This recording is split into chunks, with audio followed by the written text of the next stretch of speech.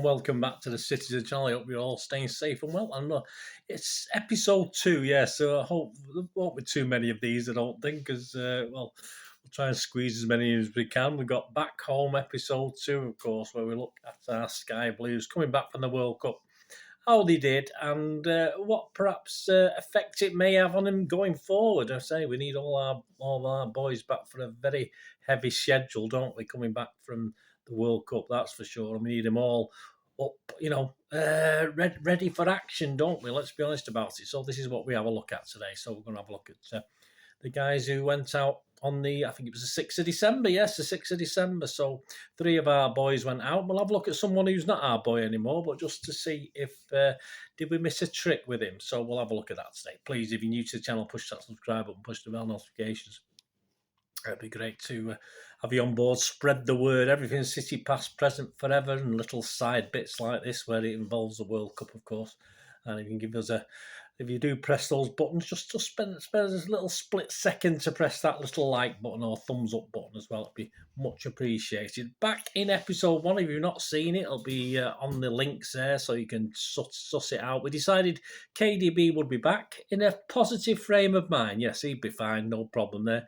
Gundo, not so convincing. He needs to sort out one way or the other what's happening with his contract. Of course, whether he's staying or whether he's going. I think that's having an effect, and I think it may have had an effect on him playing for Germany as well. And we looked at the ex-players as well here. We looked at Leroy Sané, who decided him not loving us wasn't a big deal. We don't care. It was not a big blow losing him, so we decided that. And Gabby Jesus is, of course, sadly injured now. But in the small amounts of minutes he got in the World Cup, I think it's a wise decision. Certainly long term, we'll see how Arsenal go on this season, whether it's a short term problem. But yeah, it's Gabby Jesus. Yes, it was. We sort of decided yes, it's probably right for him to go. But let's hope he gets back from injury very quickly and he's all firing. Right, so today we're going to look at our Spanish pair, of course, Rodri and Laporte. Our Swiss wall Akanji, and we'll have a look at the old ex-Blue Torres as well while we're on about Spain. See how he did. First of all, how about the World Cup goal scorer? Yes, we've got one, Akanji. Well, we've got one in Phil Foden, haven't we? But Akanji got on the score sheet. Yeah, he never hinted at that so far for City. He's not a prolific scorer. This is his second goal for Switzerland in about 47 games. Yeah, I hadn't realised he played so often for Switzerland. So he can score goals. He even took a free kick, didn't he, at one stage? Yeah, he's already impressed us, let's be honest about it. As I say, 47 caps for Switzerland in about 5 years. So his defensive credentials at international level are there to be seen. What we haven't seen at City is a goal, of course. But he's going up for free kicks and corners and stuff like that. So he has a hint of having a go, but he doesn't look as though he's one of these like Gomez. I think when Gomez first played for us, he looked quite decent. He looked okay from distance with the shooting, but Akanji's more a header of the ball. But we'll talk about that in a minute. So it is likely, despite scoring Switzerland's only goal in the round 16 defeat to Portugal, he's given no hint really to us so far. But we'll see. We'll see going forward. The bad news is that it was part of a defence that let 6 goals in, of course. As Portugal went out, and he got bullied. Let's say that was one of the low points. He got bullied by 4'6", 48-year-old Pepe, didn't he?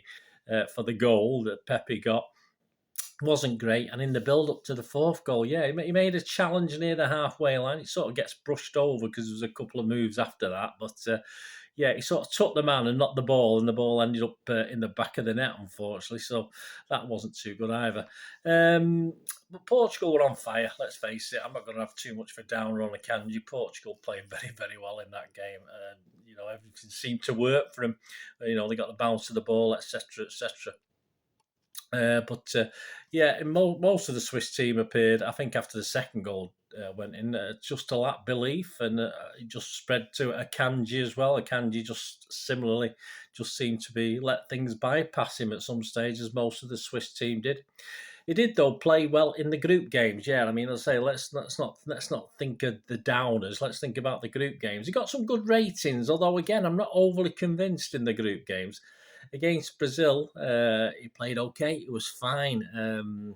not brilliant, not fantastic. He got exposed once or twice. He did, as I say, I'm not sure of the game, but he even tried his hand at a free kick, didn't he? But I don't think that came. He's got nothing. He's got nothing there to worry the likes of KDB. Put it that way. And against Cameroon, it was a big blow just before half time. You remember there was the corner came over. And he had a free header, and he headed it badly wide. Probably that haircut. He probably bounced off that sort of ridges in his hair and went the wrong way. But we're not bought him as a striker, have we? But I mean that perhaps he should have done a little bit better with that. And defensively, he was okay. He did get, again, as I said, he did get caught out again when he played Cameroon, so Brazil and Cameroon. And if you look back at the games and look, he always seems to be in and around the person who's laying off an assist or who scores a goal, but not quite getting the challenge in. So, if you sort of read between the lines, I looked at some of the ratings that some of the papers given, and they were okay on him. They were fine, but you just saw little snippets. If you just purely look at Akanji, as I say, he certainly wasn't as energetic as he is for City. The Casemiro goal, of course, for Brazil took a deflection off his bum, which you can't really blame him for that. But he was turning his back. I've noticed him do that a couple of times. For me, I don't like players turning the back on the ball. I like him to brazen it out and, all right, it's all right be after the event and saying for someone there. But I like him, if you turn your back on it, you're not seeing what's going on here. So I never like that anyway. But say he did, apart from that Casemiro goal, which we'll have to forgive him, he did okay against Brazil. Against Serbia, he was nowhere near his man Mitrovic. But I mean, he's a great player, isn't he? He found the space, and Akanji sort of missed him. He didn't spot him at all. It was a great headed goal. And Vlahovic goal, again, he was there, in and around, but he wasn't doing anything to stop it. So for me, he did a lot right for the Swiss. As I say, the ratings say so, but he did lack a bit of physicality that we've seen at City. I think the first game he played, he had one of those shoulder charges, which borderline a foul or a shoulder charge, wasn't it? And that's what it seems he's been doing for us. He just seemed a little bit one-paced for me in the Swiss games. I say I'm being a bit picky with this because, as I said, ratings-wise, he's done okay. But when you sort of just look at him in isolation, I just think he lacked the intensity he's shown at City. So, long term, when he comes back, might be fine in City. He's obviously might play a different sort of tactics, different sort of way. But long term, with 5 centre halves, once he's bedded in, perhaps we're not going to see this physicality as much. So I do worry that long term, with 5 centre halves, he may struggle to get a regular spot. But we'll have to see. We'll have to see with that one. But the jury's out for me on Akanji at the moment. I don't think he showed for the Swiss as good as he's been showing for us. How about our Spanish pair then? How about our two guys? Well, we've got the new centre-half partnership, haven't we? We've got Rodri. Rodri, we know at City, we have seen him play as a sort of centre-half. But for Spain, it was his main role, of course, alongside Laporte. And it worked pretty well because obviously these two guys know each other. So I think it worked. Again, in a similar way to Akanji, they look very, very good on the ball and going forward. Sometimes defensively, not quite at it, not quite at the players. But I say you're talking internationals here. You're talking quality international players are playing against.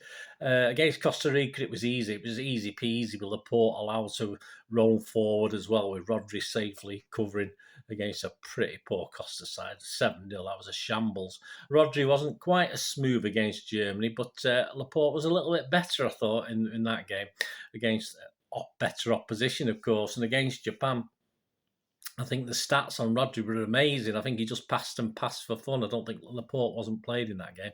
I think Rodri just passed in that game, even though obviously it didn't turn out too well. And the Cameroon game, both look comfortable again as a partnership. Again, the paciness of the Cameroon did worry them a couple of times. Did we learn anything about Rodri? Well, we certainly learned he's better further up the pitch. I don't want to see him sort of challenging any of our 5 centre halves. I mean, if we ever get to the stage where they're all injured, then we know we can probably do a job. But I don't think it's his spot. And Laporte's Laporte, whether he's got Stones or Diaz, whoever next to him, Laporte just does Laporte things, doesn't he? That's what he does. So nothing gleaned, nothing learned, apart from the fact that we know he's quite capable in a good defensive partnership. So Spain going out a bit earlier, of course, does a big favour.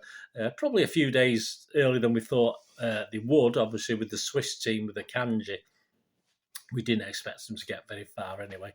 So, but a few extra days for Rodri and Laporte won't do any harm, will it? I'm sure they'll be raring to go when they get back to the Etihad and ready for that Liverpool game. We'll might have an half decent team out for that Liverpool game by the looks of it. And before we finish, how about the ex-Blue? I'll quickly have a look at Mr. Torres. Yes, a very good game against Costa Rica, but then again, who didn't on their team in a 7-0 victory? Against Germany, obviously out on that wing, he didn't really do anything to shout about against a better Germany team. Against Japan, he was substitute. He came on in about the 57th minute, something like that. He didn't really add anything in that game to what Spain were doing. And in the Cameroon game, he produced almost nothing, did he? Take-ons, trying to beat players. He just wasn't doing it.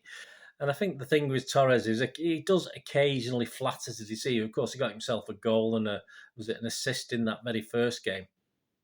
But he does flatter to deceive for me. And for every good game, he probably has 2 or 3 where, you just don't notice. A bit for me, a bit like the old Navas, out on the wing where, he can have one sort of cracking or very good game and then it's just nothing works, nothing comes off. There was one where he was obviously, I can't remember the game where I think was it the Germany game where he was actually through, but it was offside. He wasn't offside. The other guy was who did the assist and he hit it over. And that was, he sort of saved his blushes a little bit, and that's what you get with Torres. And he didn't like life at City, and to be honest with you, that's fine with us because I don't think we'll lose. He's still only young, of course. He can get better, but I say he's not setting the world like Barca, but he's getting into the Spain team, so he must be doing something right to be doing that. So we'll see. We'll see how he progresses, but at this point in time, I don't think we're going to miss him. Do you? Let me know. Anyway, all these guys, let me know your thoughts. As I say, I'm being a bit mean on Akanji. With what I've said, I just didn't see the Akanji I've seen at City, and let me know what you think about the Spanish players and the ex-City players who play for Spain. It'd be great to hear your views as well. Please let me know. Thanks for watching. There will be another one, hopefully. I was going to say hopefully soon, but that's a bit mean, isn't it? These guys want to play for the countries. These guys want to do.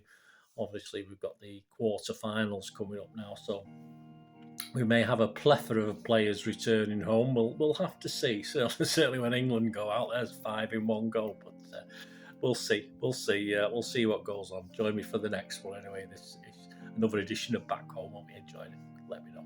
Thanks for watching, guys. Until we meet again, that's one thing, don't I? Please stay safe, Blues. Come on, City.